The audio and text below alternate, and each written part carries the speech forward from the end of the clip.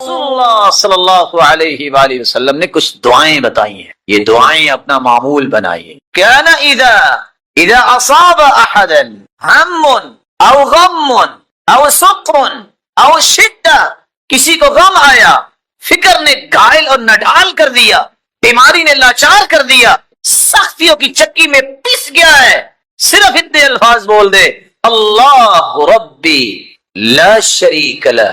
اتنے الفاظ بولنے سے اللہ اتنا راضی ہوتے ہیں کہ غم بھی، ہم بھی، اور سختیاں بھی اور بیماریوں کو بھی اللہ دور کر دے۔ اللہ ربی لا اشرک بہ شیئا، یہ شخص جو پڑھ لیتا ہے اللہ ذوالجلال اس کے غموں کو اور پریشانیوں کو دور فرما دیتے۔ اور تیسری دعا رسول اللہ صلی اللہ علیہ وسلم نے فرمایا، جو وہ دعا پڑھتا ہے جو ذنون نے پڑھی تھی، مچھلی والے نے، سمندر کا اندھیرا الگ ہے، رات کا اندھیرا الگ ہے، مچھلی کے پیٹ کا اندھیرا الگ ہے، تین قسم کے اندھیرے، ایک ہی لفظ جو ہے اللہ کو پسند آیا ہے، لا الہ الا انت سبحانک انی کنت من الظالمین۔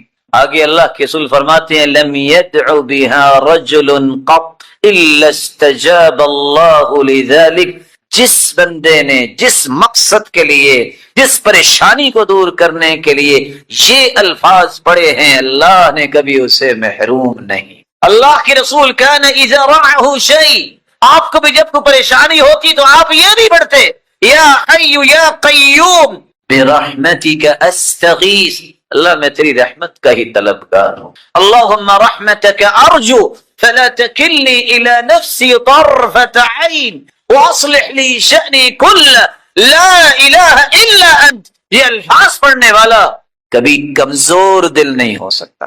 رسول اللہ صلی اللہ علیہ وآلہ وسلم اس لیے یہ دعا کثرت سے پڑھا کرتے تھے، اللہم انی اعوذ بک من الہم والحزن والعجز والکسل والبخل والجبن وضلع الدین وقہر الرجال، اللہ غموں سے بھی میں تیری پناہ مانگتا ہوں، سے بھی پناہ مانگتا ہوں، اللہ سستی سے بھی پناہ مانگتا ہوں، اور مجھ پہ کوئی غالب بھی نہ آئے، اللہ میں تیری ذات کا فقیر بننا۔ آپ صلی اللہ علیہ وآلہ وسلم نے ایک اور بات بھی سمجھائی، جو شخص یہ الفاظ کہہ دیتا ہے، اللہم انی عبدک وابن عبدک وابن امتک ناصیتی بیدک ماض فی حکمک عدل فی قضاؤک اسألک بکل اسم هو لک سمیت به نفسک انزلته فی کتابک او علمته احدا من خلقک او استأثرت به في علم الغيب عندك أن تجعل القرآن العظيم ربيع قلبي ونور صدري وجلاء حزني وذهاب همي وغمي۔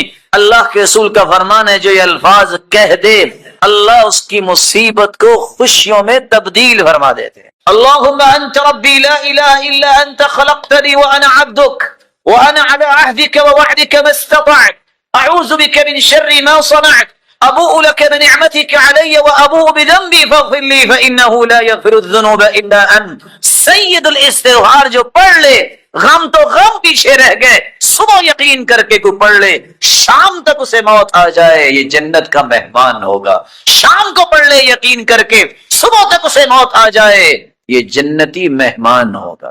التلبین مجمۃ لفؤاد المریض وتذهب ببعض الحزن، رسول اللہ صلی اللہ علیہ وسلم نے ایک چھٹا علاج بھی بیان کیا، تلبینہ کھاؤ، اس سے انسان کا غم بھی دور ہوتا ہے اور بیماری بھی، جو مریض ہے اس کی بیماری کو بھی لے جاتا ہے۔ ایک ساتواں اور آخری علاج رسول اللہ صلی اللہ علیہ وسلم نے فرمایا، اگر کسی کو صبر نہیں آ رہا تو وہ میری موت کو یاد کر لے کہ اللہ کے پیارے پیغمبر بھی تو دنیا سے چلے گئے، صحابہ پہ کیا گزری ہوگی۔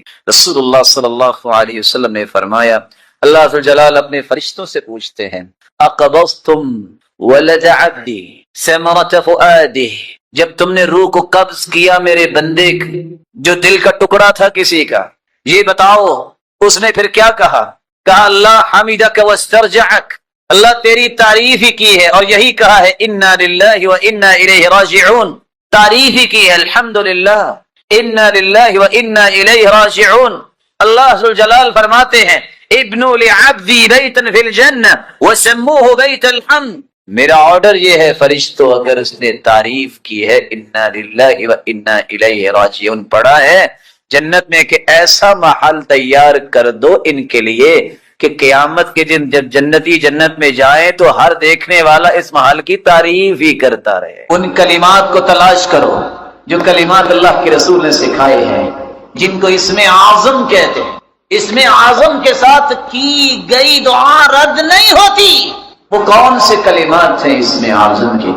اللہم انی اسألک بأنی اشہدک انک لا الہ الا انت الاحد الصمد الذي لم يلد ولم يولد ولم يكن له كفوا احد.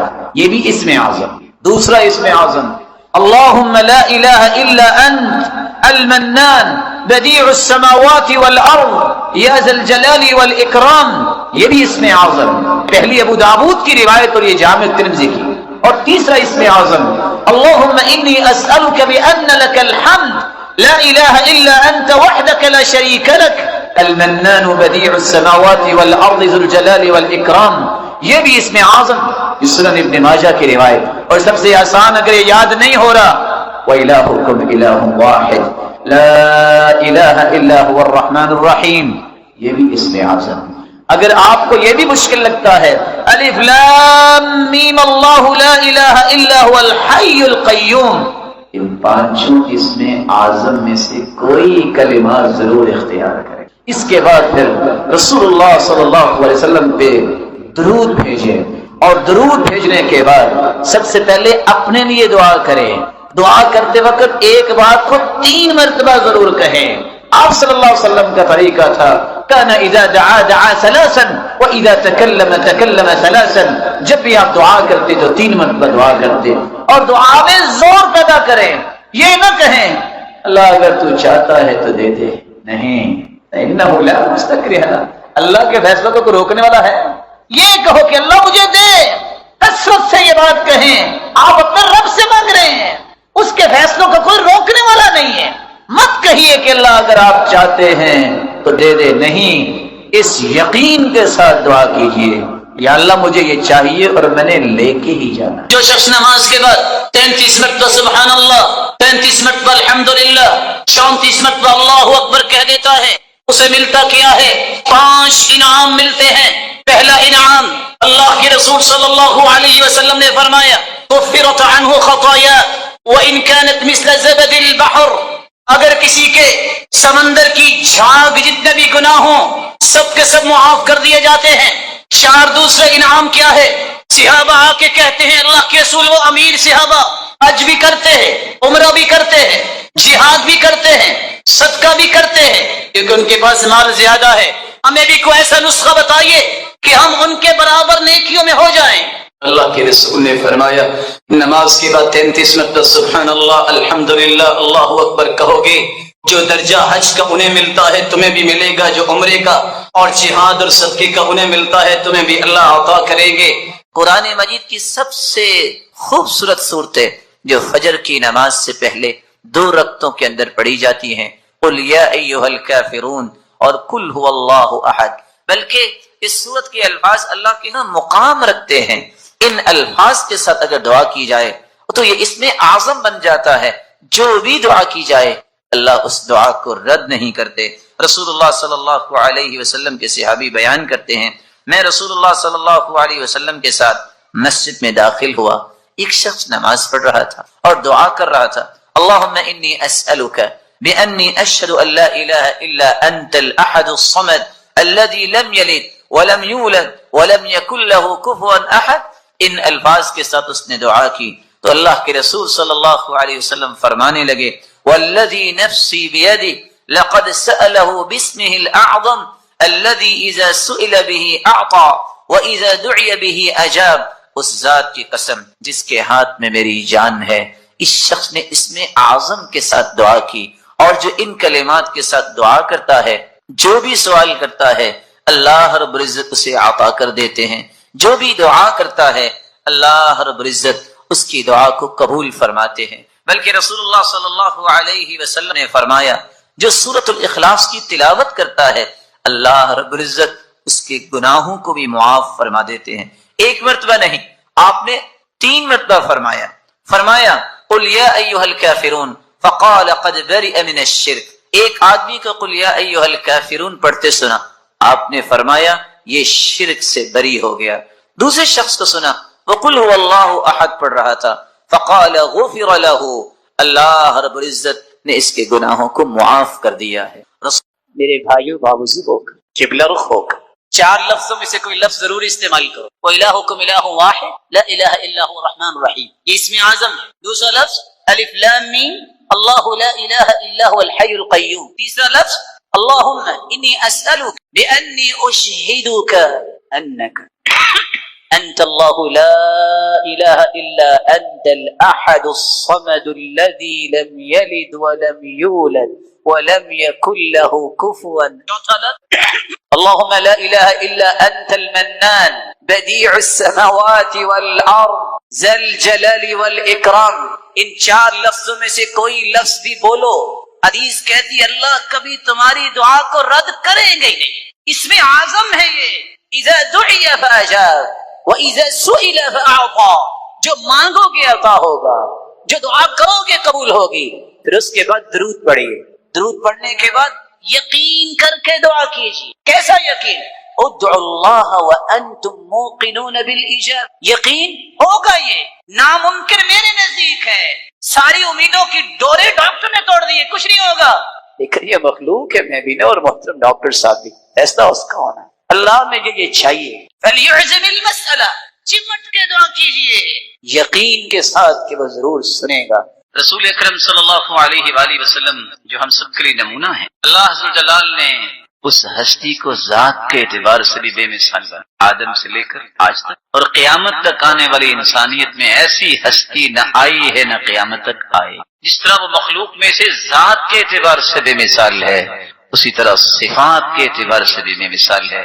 آپ کی ایک صفت یہ بھی ہے کان النبی اشد حیاء من العذراء فی خدرها، اللہ کے پیارے پیغمبر پردہ نشین کمواری عورتوں سے بھی زیادہ حیا کیا گیا۔ وَكَانَ إِذَا رَأَىٰ شَيْئًا يَكْرَهُ عَرَفْنَاهُ فِي وَجْهِهِ، صحابی کہتے ہیں کہ اگر وہ کسی چیز کو ناپسند کرتے تو ہم آپ کے چہرہ مبارک سے پہچان لیتے کہ آپ کو پسند نہیں ہے۔ آپ صلی اللہ علیہ وسلم ایسے کوئی الفاظ نہیں بولا کرتے، اس لیے نہیں بولا کرتے تھے کہ حیا ایک ایسی عظیم نعمت اللہ نے عطا کی تھی، اور جس کو اللہ عطا کر دیتا ہے وہ ہر قسم کی برائیوں سے اپنے آپ کو بچا لیتا ہے، تو وہ تو ذات ہی معصوم تھی، اس سے بڑی ذات تو اللہ نے پیدا کی۔ رسول اکرم صلی اللہ علیہ وسلم نے فرمایا حیات اللہ عز و جلال نے اپنی صفت بھی بیان کی ہے، ان ربکم حیی کریم یستحیی من عبده اذا رفع یدیہ الیہ ان یردہما صفرا خائبتین۔ لوگوں جب انسان گناہ کر کے ہاتھ اٹھا لیتا ہے،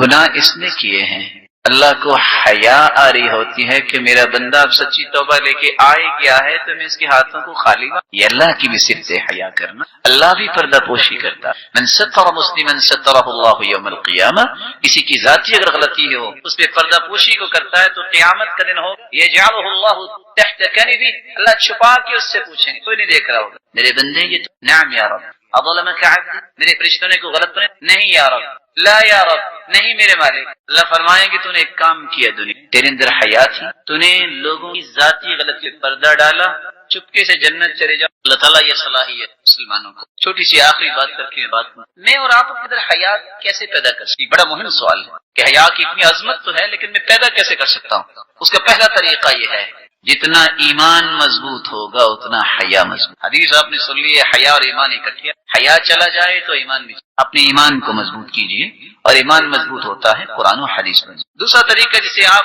اپنے اندر حیا پیدا کر سکتے ہیں استشعار مراقبۃ اللہ سبحانہ وتعالی، اللہ عز و جلال کی مراقبت کا احساس کرنا۔ میں جہاں بھی چلا جاؤں گا میرا رب، میں جہاں بھی چلا جاؤں میرا رب تو دیکھ رہا۔ اللہ عز و جلال کی یہ مراقبت کا احساس جب انسان کو، تو پھر انسان اپنے اندر حیا پیدا کر۔ قرآن مجید کے اندر اللہ عز و جلال نے العلیم 130 مرتبہ اس کلمے کو وارد کیا۔ العلیم کا مطلب یہ اللہ کی صفت ہے، وہ جانتا۔ اللہ عز و جلال نے 130 مرتبہ اس کا تذکرہ کیا۔ اللہ کے نام پڑھنے چاہیے، یاد کرنے چاہیے، ان کے معنی پڑھنے چاہیے۔ اور اللہ عز و جلال البصیر، اللہ دیکھ رہا ہے، دیکھنے والا ہے۔ 31 مرتبہ قرآن مجید میں اللہ تعالیٰ نے اس آیت کو وارد کیا۔ میں ساری دنیا سے بھی چھپ جاؤں لیکن اس سے نہیں چھپ سکتا۔ اس سے انسان کے اندر حیا پیدا ہوگی۔ اور ویسے بھی حدیث میں آتا ہے جو 99 نام یاد کر لیتا ہے اللہ تعالیٰ اس کے بدلے اسے جنت بھی۔ آپ کیا سمجھتے ہیں کہ ایک انسان غموں سے ٹوٹ چکا، مصیبتوں سے چور ہو چکا، گردن جھک گئی، قدم بوجھل ہو گئے، سوچ آگے سفر کرنے سے اپنے ہاتھ کھڑی کر چکی۔ علاج کیا ہے؟ انزائٹی ہے، ڈپریشن ہے، نہ جانے کون کون سی بیماریوں نے گھیر رکھا ہے، ڈاکٹر کہتے ہیں لا علاج ہے۔ زبان سے یہ الفاظ ادا کرو، اللہم انی عبدک وابن عبدک وابن امتک ناصیتی بیدک ماض فی حکمک عدل فی قضاؤک اسألک بکل اسم هو لک سمیت به نفسک او انزلته فی کتابک او علمته احدا من خلقک او استأثرت به في علم الغيب عندك ان تجعل القرآن العظيم ربيع قلبي ونور صدري وجلاء حزني وذهاب همي وغمي۔ اتنے الفاظ انسان پڑھ لے، دنیا جہان کے غم اس کے سر پہ سوار ہیں، اللہ سارے اتار دیتے ہیں اور اس کے دل کو قرآن مجید کو اس کے لیے بہار بنا دے۔ ساتھی صحابہ نے پوچھا اللہ کے رسول یہ ہم سیکھ نہ لیں؟ اور ساتھ کیا فرمایا؟ وَأَبْدَلَهُ مَكَانَهُ فَرَجًا، دنیا کی ہر مشکل کی جگہ اللہ آسانی لے آتے۔ فرمایا جو بھی سنے نا اس کو یاد کرنا چاہیے۔ اللہ يبسط الرزق لمن يشاء ويقدر وفرحوا بالحياة الدنيا وما الحياة الدنيا في الآخرة إلا متاع۔ رزق دینے والا تو جس کو چاہے دے کے آزمائے، جس کو چاہے تنگی دے کے آزمائے۔ آزمائش دیکھنا یہ ہے کہ کون اس میں کامیاب ہوتا۔ کافر دنیا کی رنگینی سے خوش ہوتے ہیں، انہیں شریعت سے کوئی سروکار نہیں۔ پیسہ کیسے مل سکتا ہے، مال کیسے جمع ہو سکتا ہے، ان کی صرف ایک ہی سوچ ہوتی ہے کافر۔ وَفَرِحُوا بِالْحَيَاةِ الدُّنْيَا، اللہ نے ساتھ ہی فیصلہ سنا دیا، وَمَا الْحَيَاةُ الدُّنْيَا فِي الْآخِرَةِ إِلَّا مَتَاعٌ، اور آخرت کے مقابلے میں پوری دنیا اتنی ہے جتنا ایک متاع ہوتا ہے۔ متاع کیا ہے؟ امام اصمعی رحمہ اللہ جب اس آیت پہ پہنچے تو سوچتے ہیں متاع کس کہ اللہ نے پوری دنیا کو متاع کہہ دیا ہے کہ دنیا تو ہے ہی متاع۔ عربی کا امام ہے، دیہاتوں میں نکلا کہ اس کا معنی میں دیکھتا ہوں کہ لوگ کرتے۔ جب یہ آواز سنی تو حیران رہ گئے۔ ایک ماں بیٹی سے کہہ رہی تھی یا بنتی ہات المتاع، ایسا پھٹا پرانا کپڑا جس کو استعمال کیا جاتا ہے کسی چیز کی صفائی کے لیے، عام زبان میں جس کو ٹاکیاں بول دیا جاتا ہے، پوری دنیا کی قیمت کو اللہ نے اس پھٹے پرانے کپڑے سے تعبیر کی۔ آخرت کے مقابلے میں اس کی کوئی حیثیت، بلکہ رسول اللہ صلی اللہ علیہ، اگر اللہ عز و جلال کہ ہاں دنیا کی ایک مچھر کے پر جتنی بھی قیمت ہوتی تو اللہ کسی کافر کو پانی کا گھونٹ نہ پلاتا۔ کافر مسلمان کو بھی دے رہا ہے، بلکہ کافر دنیا میں انجوائے کرتے ہیں، وقتی انجوائے کرتے ہیں، مال ان کے پاس زیادہ ہوتا ہے۔ مومن کے لیے چونکہ آخرت میں ہے اس لیے اسے دنیا میں کچھ صبر کرنا پڑتا۔ تو کافر کی خوشی مال و متاع کو جمع کرنے میں ہوتی ہے، ہدایت، شریعت، اللہ کی کتاب، اس کے رسول کی محبت اور اسی طرح جنت کے نظارے، یہ ان کی خوشی نہیں ہوتی اور نہ ہی انہیں نصیب ہی ہوں۔ کافر ایک دوسری چیز پر بھی خوش ہوتا ہے، فَلَمَّا جَاءَتْهُمْ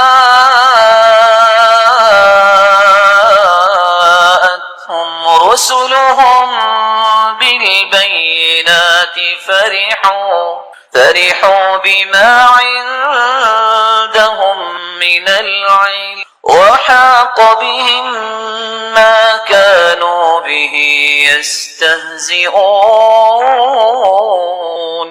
جب ان کے پاس اللہ کے پیغمبر اللہ کی طرف سے بینات اور واضح دلائل لے کے آئے، انہوں نے اس شریعت کو، اس وحی کو ٹکرا دیا۔ کافروں نے کہا کہ جو ہمارے باپ دادا کہتے تھے نا ہم تو اس پہ راضی، ہمیں تو خوشی ہے کہ ہم اپنے باپ دادا کے دین پر ہیں۔ فرحوا بما عندهم من العلم، اور اس لیے اللہ جلال نے دوسری جگہ دو حقیقتوں کو بیان کیا ہے۔ خوش تو قارون بھی بڑا ہوا تھا، ان قارون كان من قوم موسى فبغى عليهم وآتيناه من الكنوز ما إن مفاتحه لتنوء بالعصبة أولي القوة إذ قال له قومه لا تفرح إن الله لا يحب الفرحين۔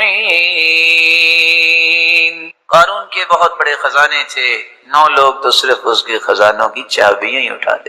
قوم نے کہا اتنا اکڑنے اچھلنے کی بات نہیں ہے، اللہ اس خوشی کو پسند نہیں کرتے کہ اللہ کا نام ہی نہ کبھی لیا جائے اور مال کو اکٹھا کرنے میں انسان دھت ہو جائے، نشے میں چلا جائے اور اندھا ہو جائے، تو کسی طریقے سے مال مجھے ملنا چاہیے، اسے اللہ یاد ہی نہ رہے۔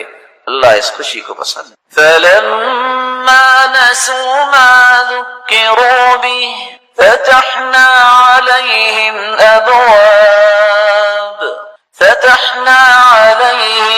أَبْوَابَ كُلِّ شَيْءٍ حَتَّى إِذَا فَرِحُوا جب نصیحت کی گئی تو انہوں نے اس نصیحت کو بلا دیا، تو اللہ نے سزا کیسی دی؟ دروازے کھول دیے ان کو۔ جب انہیں نعمتیں ملی، نعمتوں پہ اچھلنے لگے، لو اللہ کی پسند ہے تو ہمیں نعمتیں ملی نا۔ حتی اذا فرحوا بما اوتوا اخذناهم بغتة فإذا هم مبلسون فقطع دابر القوم الذين ظلموا والحمد لله رب العالمين۔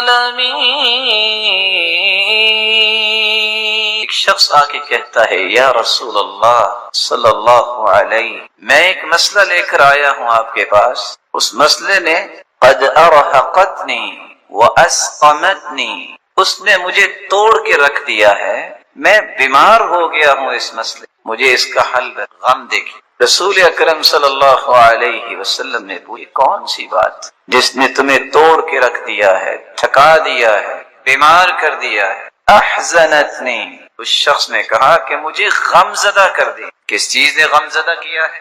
اللہ کے رسول اس چیز نے غم زدہ کیا ہے کہ میں جہنم سے کیسے بچ سکتا ہوں اور جنت میں کیسے۔ یہ ہے غم، یہ ہے اصل فکر کی بات، یہ ہے اصل سوچنے کی بات، جس کو قرآن مجید نے کچھ یوں بیان کیا ہے فَمَن زُحْزِحَ عَنِ النَّارِ وَأُدْخِلَ الْجَنَّةَ فَقَدْ فَازَ وَمَا الْحَيَاةُ الدُّنْيَا إِلَّا مَتَاعُ الْغُرُورِ۔ اس کو اللہ نے جنت میں داخل کر دی، اصل کامیابی ہے۔ دنیا تو دھوکے کا سامان ہے، میں اور آپ اگر اپنے آپ کو دھوکہ دیتے رہیں گے کہ دنیا کوئی دیکھے آخرت کی کیا ضرورت ہے، یہ دھوکہ ہم اپنے آپ کو دیں، کسی کا کوئی نقصان۔ آج چاروں طرف ایک ہی آواز ہے کہ مجھے خوشی ملنی چاہیے۔ صحابہ کرام کی زندگی کا ترہ امتیاز تھا کہ میں کس کس کو خوشی دے سکتا ہوں۔ رسول اللہ صلی اللہ علیہ وسلم کے پاس ایک آدمی آتا ہے اور آ کے سوال کرتا ہے ای الناس احب الی اللہ، اللہ کے پیارے پیغمبر ایک سوال کرنا چاہتا ہوں، ہر شخص دنیا میں کوئی کسی کا پیارا بننا چاہتا ہے، میرا سوال یہ ہے کہ اللہ ذوالجلال کے ہاں سب سے محبوب ترین انسان کون ہے؟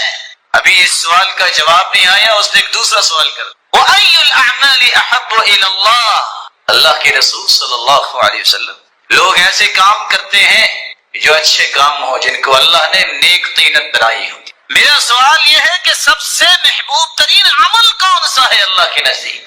آپ صلی اللہ علیہ وآلہ وسلم نے یہ دونوں سوال سنے، اور ان دونوں سوالات کو سننے کے بعد پھر آپ نے جو جواب دیا، کیا کمال کا جواب ہے، جو میرے اور آپ کے لیے سوچنے اور فکر کرنے کی بات اس میں موجود ہے۔ احب الناس الی اللہ انفعهم، اگر تمہارا جی چاہتا ہے کہ قیامت کے دن ان لوگوں کی صف میں کھڑے ہو جاؤ جو اللہ ذوالجلال کے ہاں محبوب ترین لوگ ہیں، اس کے لیے کام کرنا ہوگا۔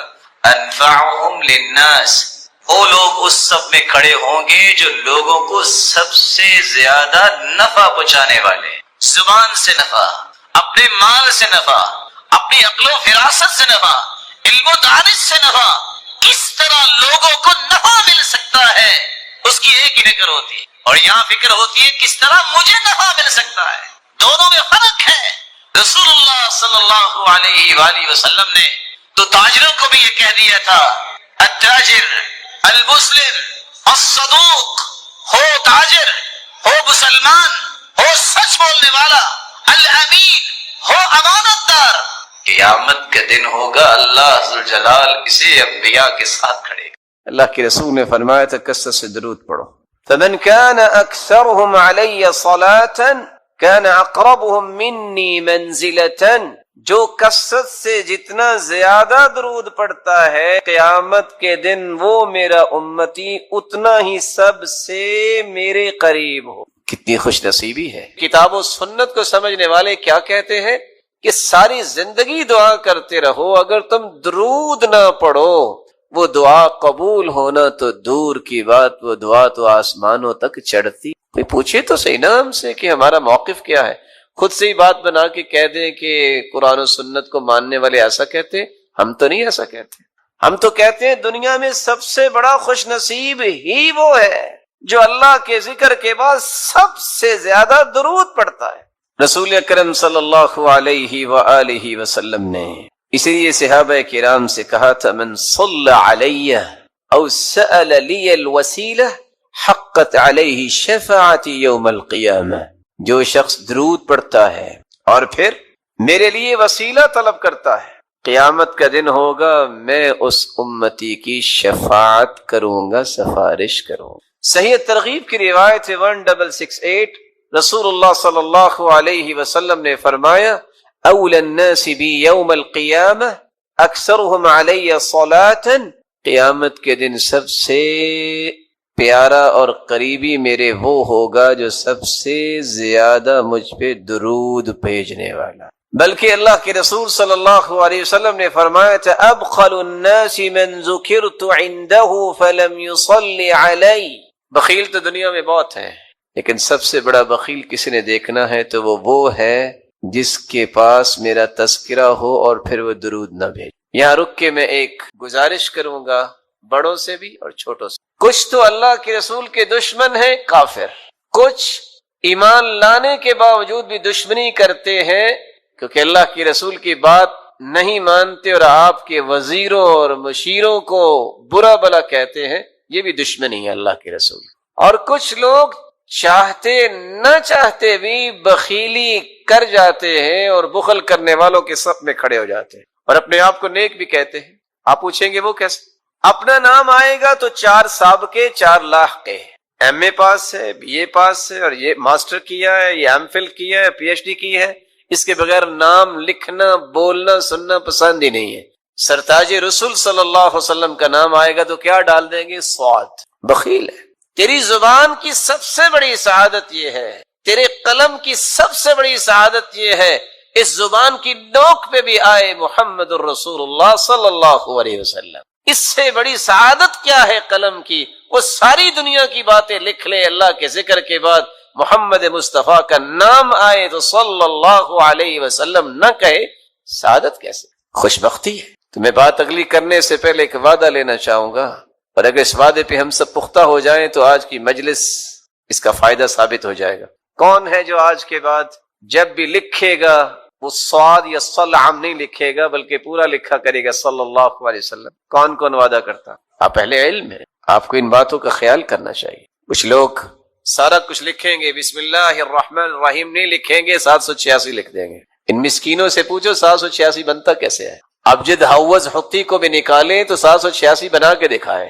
عادات کا علم جو ہے اس میں بھی دیکھیے۔ پھر اللہ عز و جلال کے نام میں بخل، دنیا میں کسی سے محبت ہو تو اس کے تذکرے نہیں زبان پہ ختم ہوتے، تو رب تعالی جو خالق و مالک ہے اس کا نام مبارک لیتے وقت جو کہے کہ 786، یہ وہ رویے ہیں جو بتاتے ہیں کہ اللہ عز و جلال کی عظمت سے متعارف شخص نہیں ہے۔ آپ صلی اللہ علیہ وسلم نے فرمایا، صحیح ترغیب کی روایت ہے 1675، کل دعاء محجوب حتی یصلی علی محمد، ہر دعا روک دی جاتی ہے، وہ پہنچتی نہیں آسمانوں تک جس میں درود نہیں ہوتا۔ بلکہ حسین ابن علی کی روایت ہے صحیح ترغیب کی 1681، من ذکرت عنده فخطئ الصلاة علی خطئ طریق الجنہ، جس شخص کے پاس اللہ کے رسول صلی اللہ علیہ وسلم کا تذکرہ کیا جائے وہ درود پڑھنا بھول جائے، وہ درود پڑھنا بھولا نہیں، جنت کا راستہ بھول۔ یہ ہمارا موقف ہے، اس پہ کوئی اشکال ہے تو کوئی بتائے۔ ہمارا تو موقف ہے دعا ہی قبول نہیں ہوتی، دعا چڑھتی نہیں ہے، وہ جنت کا راستہ ہی بھول جاتا ہے۔ کون کہتا ہے کہ قرآن و سنت کی بات کرنے والے درود کے منکر ہے؟ یہ صرف حاسد اور ناقد جو ہے جس کے پاس کوئی دلیل نہیں بنتی تو پھر وہ تانے دیتا ہے۔ تان و تشنیع کرنے والے کبھی بھی فلاح نہیں پاتے۔ اللہ کے رسول صلی اللہ علیہ وسلم پر درود بھیجنا یہ ہر مسلمان کی سب سے بڑی سعادت ہے۔ اللہ ذوالجلال کے ذکر، آپ صلی اللہ علیہ وآلہ وسلم کی محبت کا یہ تقاضا کہ آپ پر درود پڑھا جائے۔ اس کے بارے میں ایک ضروری بات سمجھنے والی ہے۔ کتنے لوگ ترجمہ کرتے ہیں ان اللہ وملائکتہ یصلون علی النبی، ان اللہ وملائکتہ، بے شک اللہ ذوالجلال اور اس کے فرشتے، یصلون علی النبی، وہ نبی پر درود بھیجتے ہیں۔ یہ ترجمہ ٹھیک نہیں ہے۔ یا ایھا الذین آمنوا صلوا علیہ وسلموا تسلیما، اے مومنو تم بھی درود پڑھو۔ لفظ صلاۃ جب اس کی نسبت اللہ ذوالجلال کی طرف کی جائے، ویسے تو صلاۃ کے 18 معنی ہیں عربی سے، لیکن جب یہ کہا جائے صلی اللہ، اس کا مطلب ہوتا ہے اللہ ذوالجلال رحمتوں کی برکھا برسائیں گے، تعریف کریں گے۔ والثناء، فرشتوں کے سامنے اپنے محبوب کے تذکرے کریں گے کہ یہ میرا محبوب ہے جو سرتاج رسول۔ وہاں درود معنی نہیں ہوگا۔ لفظ صلاۃ جب فرشتوں کے ساتھ استعمال ہو، صلت الملائکہ، فرشتوں نے صلاۃ پڑھی، کیا مطلب؟ وہاں بھی درود کا معنی نہیں۔ بلند مقام کے لیے برکت کی دعائیں کی فرشتوں نے، بخشش کی دعائیں کی۔ صلی الرجل، جب لفظ صلاۃ کو کسی انسان کے ساتھ، ذوی العقول کے ساتھ استعمال کیا جائے، اس کا مطلب نماز پڑھنا بھی ہوتا ہے، اس کا مطلب درود پڑھنا بھی ہوتا ہے، اور دیگر معانی بھی اہل لغت نے بیان کیے ہیں۔ لیکن اگر غیر ذوی العقول کے لیے استعمال ہو، صلت الطیور والحیوانات، پرندوں نے درود پڑھا، یہ ترجمہ نہیں ہوتا۔ وہاں ترجمہ ہوتا ہے پرندوں نے اللہ ذوالجلال کی حمد و ثنا بیان کی، اللہ ذوالجلال کی تعریف کی ہے، حمد بیان کی۔ تو قرآن مجید کے ترجمے کو صحابہ کرام، تابعین اور تبع تابعین اور لغت کو سمجھنے والے لوگ ہیں، ان کے کیے گئے ترجموں کی روشنی میں ہی اختیار کرنا چاہیے۔ آپ کی محبت کا ایک 7واں تقاضا بھی ہے، آپ کی محبت میں غلو نہیں کرنا چاہیے۔ یہ بھی ایک بات سمجھنے والی ہے۔ محبت وہی ہے جس کا تذکرہ اللہ ذوالجلال نے قرآن میں کر دیا۔ بھلا اللہ سے بڑھ کے بھی کوئی محبت کی حقیقت کو پیش کر سکتا ہے؟ محبت وہی ہے جو اللہ کے رسول نے خود سمجھا دی کہ یہ میرے ساتھ محبت کرو۔ غلو نہیں، حدود سے تجاوز نہیں، حدود کو کراس نہ کیا جائے۔ صرف 3 آیتیں اگر آپ ان کو یاد رکھیں تو کبھی بھی آپ غلو کا شکار نہیں ہوں گے۔ سورۃ الانعام کی 50 نمبر آیت، سورۃ الاعراف کی 188 نمبر آیت، اور سورۃ الکہف کی آخری آیت 110 نمبر آیت۔ اللہ ذوالجلال فرماتے ہیں قُل لَا أَقُولُ لَكُمْ عِنْدِي خَزَائِنُ اللَّهِ وَلَا أَعْلَمُ الْغَيْبَ وَلَا أَقُولُ لَكُمْ إِنِّي مَلَكٌ إِنْ أَتَّبِعُ إِلَّا مَا يُوحَىٰ قل هل يستوي الأعمى والبصير أفلا تتفكرون قل لا أقول لكم عندي خزائن الله، میں بڑی محبت کے ساتھ، ادب کے ساتھ، احترام کے ساتھ یہ پیغام پہنچانا چاہتا ہوں ان مسلمانوں تک بھی جو محبت کا دعویٰ بھی کرتے ہیں اور اس آیت کی روشنی میں محبت کے زاویوں کو اختیار نہیں کرتے، غلو کرتے۔ کیا کہتے ہیں؟ کہ خزانوں کا مالک ہے تو اللہ کا رسول نہیں۔ میرے محترم، خزانوں کے مالک اللہ ذوالجلال ہے۔ کیونکہ اللہ ذوالجلال نے اعلان بھی کروایا ہے تو اسی ہستی سے، قل فرما دیجئے لا اقول لکم عندی خزائن اللہ، میں نہیں کہتا کہ میرے پاس خزانے ہیں اللہ تعالیٰ کے۔ صحیح بخاری کی روایت ہے 3117، سیدنا ابو ہریرہ رضی اللہ تعالی عنہ بیان کرتے ہیں اللہ کے رسول صلی اللہ علیہ وسلم نے فرمایا ما اعطیکم ولا امنعکم، نہ میں تم سے کوئی چیز روک سکتا ہوں نہ میں تجھے کوئی دے سکتا ہوں، انما انا قاسم اضع حیث امرت، میں تو تقسیم کرنے والا ہوں کہاں؟ جہاں مجھے حکم ہو۔ اور دوسری روایت کے الفاظ ہیں انما انا قاسم واللہ یعطی، دینے والا وہی ہے، میں تو تقسیم کرنے والا۔ قل لا اقول لکم عندی خزائن اللہ ولا اعلم الغیب، میں نہیں کہتا کہ میں غیب جانتا ہوں۔ لوگ کیا کہتے ہیں آج؟ جو گزشتہ 10 دن گزرے، 15 دن کیا سنا آپ نے؟ محبت میں تجاوز کہ اللہ کے رسول تو غیب جانتے۔ قرآن سمجھا کریں، قرآن پڑھا کریں، اور اللہ کے رسول کے فرامین کو پڑھا کریں، سمجھ آئے گی محبت کیسے کرنی۔ قرآن کہہ رہا ہے وَلَا أَعْلَمُ الْغَيْبِ، میں غیب نہیں جانتا۔ کون فرما رہے ہیں؟ وہ ہستی جس جیسی ہستی اللہ نے پیدا نہیں کی۔ صحیح بخاری کی روایت ہے 4001، ربیع بنت معوذ رضی اللہ تعالی عنہ بیان کرتی ہیں دخل علی النبی صلی اللہ علیہ وسلم غداۃ بنی علی فجلس على فراشه، میری شادی کے دن اللہ کے رسول تشریف لائے اور میرے پاس آ کے بیٹھے کہ مجلسی کا منی وجویریات یضربن بالدف، کچھ چھوٹی بچیاں جو ہیں من قتل من آبائهن یوم بدر، بدر کے شہداء کے متعلق ندبہ کر رہی تھی، یندبن، تو ایک بچی کہنے لگی وفینا نبی یعلم ما فی غدی، ہمارے درمیان اللہ کے پیغمبر ہیں جو کل کے بارے میں بھی جانتے ہیں۔ آپ نے فرمایا لا تقولی هكذا، لا تقولی هكذا وقولی ما كنت تقولین، یہ نہ کہو جو پہلے کہہ رہی تھی وہی کہو جو شہداء کی اب بات کر رہی تھی۔ لا يعلم ما في غد الا اللہ، اللہ کے سوا کوئی بھی غیب کے بارے میں اور کل کے بارے میں نہیں جانتا۔ آپ نے فوراً منع کر دی۔ قل لا يعلم من في السماوات والأرض الغيب إلا الله وما يشعرون أيان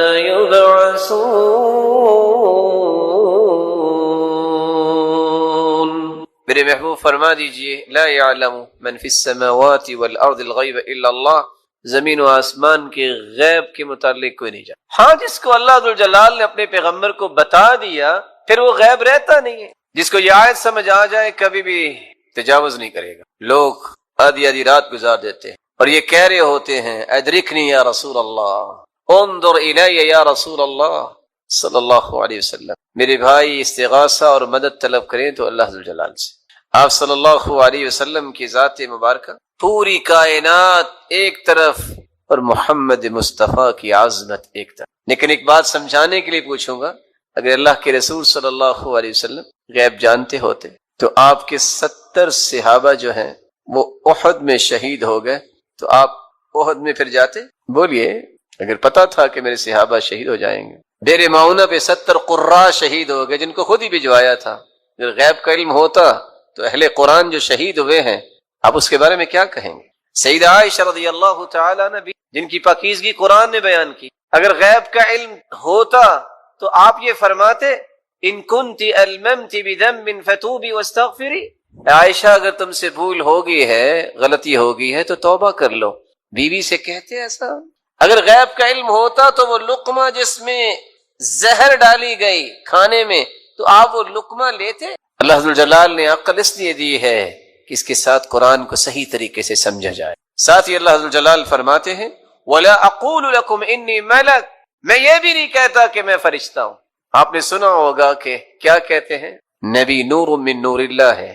کاش ان بیچاروں مسکینوں کو پتہ چل جائے کہ اس کا معنی کیا ہے اور کہاں تک اس کے نتائج جاتے ہیں تو دوبارہ کبھی نہ بولے۔ قرآن کہتا ہے وَقَالَتِ الْيَهُودُ عُزَيْرٌ ابن اللہ وَقَالَتِ النَّصَارَى الْمَسِيحُ ابن اللہ، یہودیوں نے کہا کہ عزیر اللہ کے بیٹے ہیں، عیسائیوں نے کہا کہ عیسیٰ اللہ کے بیٹے ہیں۔ یضاہئون قول الذین کفروا من قبل، قاتلہم اللہ، کافر ہو گئے یہ کہہ کر اللہ ان کے ٹکڑے کرے. انا یؤفکون، کہاں بیک رہے ہیں. یہودی اگر کہیں کہ عزیر علیہ السلام اللہ کے بیٹے ہیں، اور عیسیٰ علیہ السلام کے بارے میں عیسائی کہیں کہ وہ اللہ کے بیٹے ہیں، ان کے بارے میں تو قرآن نے یہ کہا ہے. تو کوئی مسلمان کہے کہ نبی نور من نور اللہ ہے، وہ اللہ کے نور میں سے نور ہے، تو ان کے بارے میں کیا ہوگا. وَلَا أَقُولُ لَكُمْ إِنِّي مَلَكٌ، میں کہہ رہا ہوں کہ میں فرشتہ نہیں ہوں. یہ قرآن ہے. سورۃ الانعام کی 50 نمبر آیت ضرور پڑھیے. إِنْ أَتَّبِعُ إِلَّا مَا يُوحَىٰ إِلَيَّ، میں تو اتباع کرتا ہوں جو میری طرف وحی آتی. اور دوسری آیت قُلْ لَا أَمْلِكُ لِنَفْسِي نَفْعًا وَلَا ضَرًّا إِلَّا مَا شَاءَ اللَّهُ وَلَوْ كُنْتُ أَعْلَمُ الْغَيْبَ لَاسْتَكْثَرْتُ مِنَ الْخَيْرِ وَمَا مَسَّنِيَ السُّوءُ إِنْ أَنَا إِلَّا نَذِيرٌ وَبَشِيرٌ لِقَوْمٍ يُؤْمِنُونَ. قُلْ لَا أَمْلِكُ لِنَفْسِي نَفْعًا وَلَا ضَرًّا. میرے محبوب آپ فرما دیجئے، یہ سورۃ الاعراف کی آیت ہے 188، یاد رکھیے گا. میرے محبوب فرما دیجئے میں اپنے بھی نفع نقصان کا مالک نہیں. وَلَوْ كُنْتُ أَعْلَمُ الْغَيْبَ، اگر میں غیب جانتا ہوتا لَاسْتَكْثَرْتُ مِنَ الْخَيْرِ، تو ساری خیر و بھلائی میں جمع کر لوں. وَمَا مَسَّنِيَ السُّوءُ، مجھے کوئی بھی تکلیف نہ پہنچتی اگر میں غیب جانتا ہوتا. إِنْ أَنَا إِلَّا نَذِيرٌ وَبَشِيرٌ لِقَوْمٍ يُؤْمِنُونَ. ایمان لانے والوں کے لیے میں خوشخبریاں بھی سنانے والا ہوں اور جہنم سے ڈرانے والا بھی ہوں. اور آخری آیت جو سورۃ الکہف کی ہے 110، جس میں اللہ جلال نے نتیجہ ہی نکال دے، جس کے بعد مزید ضرورت نہیں ہے، جس کو اللہ نے عقل سلیم عطا کی ہے، دوبارہ وہ حدود سے تجاوز نہیں کرتا. فرمایا قل انما انا بشر مثلکم. قل، میرے محبوب فرما دیجیے، انما انا بشر مثلکم، میں تمہارے جیسا ہی بشر ہوں. فرق کیا ہے؟ مجھے اللہ نے بشریت کا سرتاج بنایا. یوحا الی انما الہکم الہ واحد، مجھے اللہ نے پیغمبر بنایا ہے، رسول اور نبی بنایا ہے، وہی میری طرف اترتی ہے، اور مجھے پوری کائنات کا سرتاج بنایا ہے. انما الہکم الہ واحد، اور وہی کیا ہے؟ معبود برحق صرف ایک. اب بھلا بتائیے کہ اللہ کے رسول صلی اللہ علیہ وسلم سے اللہ جلال نے اقرار کیا، اعلان کروایا ہے کہ آپ فرما دیجئے اپنی امت کو کہ میں تمہارے جیسا بشر. پھر بھی کوئی نہ مانے تو کیا کہیں گے؟ صرف ہدایت کی دعا کریں گے. جمعے کی فضیلت اتنی ہی انسان اگر سمجھ لے، جس کے بارے میں خود رسول اللہ صلی اللہ علیہ وسلم نے فرمایا، اور یہ روایت عبداللہ ابن عمر رضی اللہ تعالی عنہ اور ابو ہریرہ رضی اللہ تعالی عنہ سے مروی ہے. یہ صحیح مسلم کی 865 نمبر روایت ہے. لَيَنْتَهِيَنَّ أَقْوَامٌ عَنْ وَدْعِهِمُ الْجُمُعَاتِ، لوگ جمعہ چھوڑنے کے جرم کو چھوڑ دیں.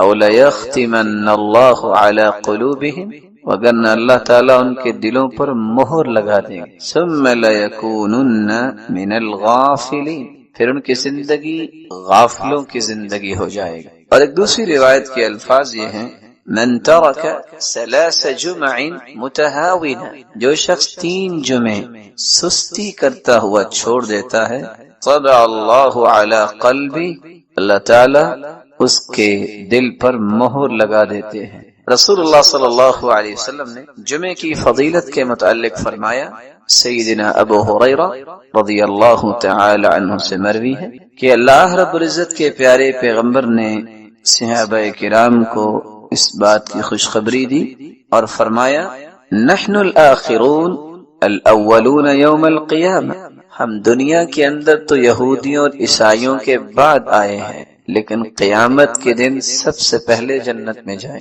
المقضی لهم قبل الخلائق، پوری کائنات سے پہلے اگر کسی کا حساب و کتاب ہوگا، کسی کو اس بات کی نوید سنائی جائے گی کہ تم جنت میں جاؤ تو وہ امت محمد ہوگی۔ صحیح مسلم کی 856 نمبر روایت اور صحیح بخاری کی 876 نمبر روایت میں رسول اللہ صلی اللہ علیہ وسلم کا فرمان ہے، اضل اللہ عن الجمعۃ من کان قبلنا، ہم سے پہلے یہودی تھے، عیسائی تھے، لیکن وہ گمراہ ہو گئے جمعے کے متعلق۔ فکان لليہود یوم السبت، یہودی ہفتے کے دن کو مقدس سمجھتے، وکان للنصارى یوم الاحد، اور عیسائی اتوار کے دن کو مقدس سمجھتے۔ فجاء اللہ بنا، پھر اللہ تعالیٰ نے ہمیں نعمت سے نوازا، فہدانا اللہ لیوم الجمعہ، اللہ نے ہمیں جمعے کی نعمت سے نوازا۔ فجعل الجمعہ والسبت والاحد، تو اللہ نے ترتیب ہی بنوا دی، جمعہ پھر اس کے بعد ہفتہ اور اتوار۔ وَكَذَلِكَ هُمْ تَبَعٌ لَنَا يَوْمَ الْقِيَامَةِ، اسی طرح قیامت کے دن وہ ہمارے پیچھے ہی ہوں گے۔ نحن الآخرون من اہل الدنیا والاولون یوم القیامہ، ہم آئے تو ان کے بعد ہیں، لیکن قیامت کو سب سے پہلے حساب و کتاب ہوگا اور جنت میں جائیں گے۔ رسول اللہ صلی اللہ علیہ وسلم نے یہاں تک فرمایا، جمعہ کا دن ایک ایسا مبارک دن ہے، اس سے مبارک دن سال کا کوئی دن نہیں سوائے رمضان کے اور ذی الحجہ کے پہلے 10 دن اور محرم کے۔ اور لفظ وہاں کیا ہے؟ خیر یوم طلعت علیہ الشمس یوم الجمعہ، جمعے کا دن ایسا مبارک دن ہے، سال میں جب بھی سورج نکلتا ہے سب سے زیادہ خیر والا دن جمعے کا دن ہے۔ اس کی وجہ فیہ خلق آدم، اللہ تعالیٰ نے اسی دن آدم علیہ السلام کو پیدا کیا۔ وفیہ ادخل الجنہ، اور جمعے کے دن ہی اللہ رب العزت نے آدم کو جنت میں داخل فرمایا۔ وفیہ اخرج منہا، اور جمعے کے دن ہی جنت سے زمین پر اتارے گئے، نکالے گئے۔ ولا تقوم الساعۃ الا فی یوم الجمعہ، اور قیامت بھی جمعے کے دن ہی آئے گی۔ سنن ابی داود کے الفاظ یہ ہیں، وفیہ اہبط، آدم علیہ السلام کو زمین پر بھی اللہ نے اتارا تو جمعے کے دن۔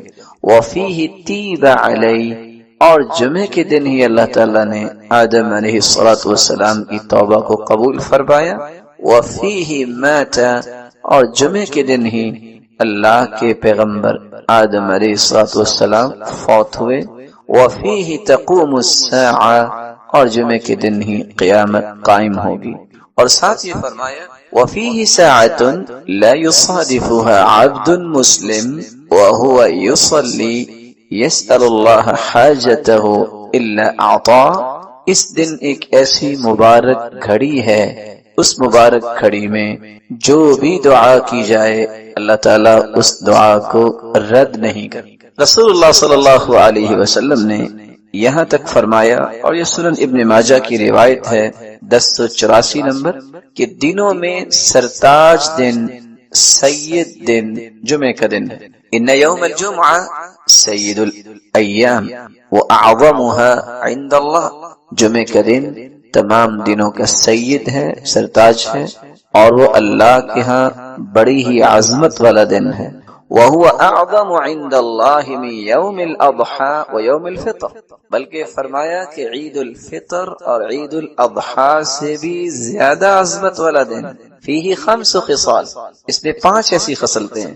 خلق اللہ فیہ آدم، اس دن اللہ تعالیٰ نے آدم کو پیدا کیا۔ وَأُهْبِطَ فِيهِ آدَمَ إِلَى الْأَرْضِ، اور اسی دن اللہ نے زمین کی طرف آدم کو اتارا۔ وَفِيهِ تَوَفَّى اللَّهُ آدَمَ، اور اسی دن اللہ تعالیٰ نے آدم کی روح قبض کی۔ وَفِيهِ سَاعَةٌ لَا يَسْأَلُ اللَّهَ فِيهَا الْعَبْدُ شَيْئًا إِلَّا أَعْطَاهُ مَا لَمْ يَسْأَلْ حَرَامًا، چوتھی خصلت جمعے کے دن کی یہ ہے کہ ایک ایسی مبارک گھڑی ہے جو بھی انسان اللہ سے طلب کرے اللہ رب العزت اسے عطا کر دیتے ہیں۔ وَفِيهِ تَقُومُ السَّاعَةُ، اور 5ویں خصلت اسی دن قیامت قائم ہوگی۔ مَا مِن مَلَكٍ مُقَرَّبٍ وَلَا سَمَاءٌ وَلَا أَرْضٌ وَلَا رِيَاحٌ وَلَا جِبَالٌ وَلَا بَحْرٌ إِلَّا وَهُنَّ يَشْفِقْنَ مِنْ يَوْمِ الْجُمْعَةِ، فرشتے، آسمان اور زمین، ہوائیں اور پہاڑ اور سمندر اس دن سے خوف کھاتے ہیں کہ اس دن قیامت قائم ہو۔ رسول اللہ صلی اللہ علیہ وسلم نے جہاں اس کو دنوں کا سرتاج کہا، وہاں یہ لفظ بھی صحابہ کرام کو بیان کیے، ان من افضل ایامکم یوم الجمعہ، یہ افضل ترین دن ہے۔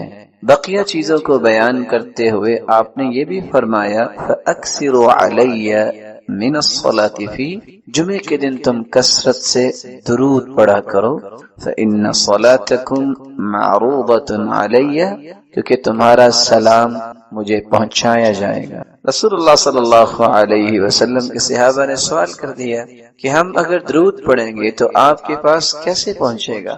تو جواب دیا ان اللہ حرم علی الارض ان تأکل اجساد الانبیاء، اللہ تعالیٰ نے زمین پر حرام کر دیا ہے کہ وہ انبیاء کے جسد مبارک کو نقصان پہنچائے یا کھائے، تو تمہیں ثواب اور اجر سے نوازا جائے گا۔ اور یہ روایت سنن ابی داود کی 1047 نمبر اور سنن النسائی کی 1373 نمبر اور سنن ابن ماجہ کی 1082 نمبر۔ رسول اللہ صلی اللہ علیہ وسلم نے فرمایا جمعے کا دن تھا تو جبریل امین تشریف فرما ہوئے، اور جبریل امین نے اپنی ہتھیلی پہ ایک سفید شیشے کی طرح ایک چیز مجھے دکھائی، فی وسطها كالنکتة السوداء، جس کے درمیان ایک کالا نشان تھا۔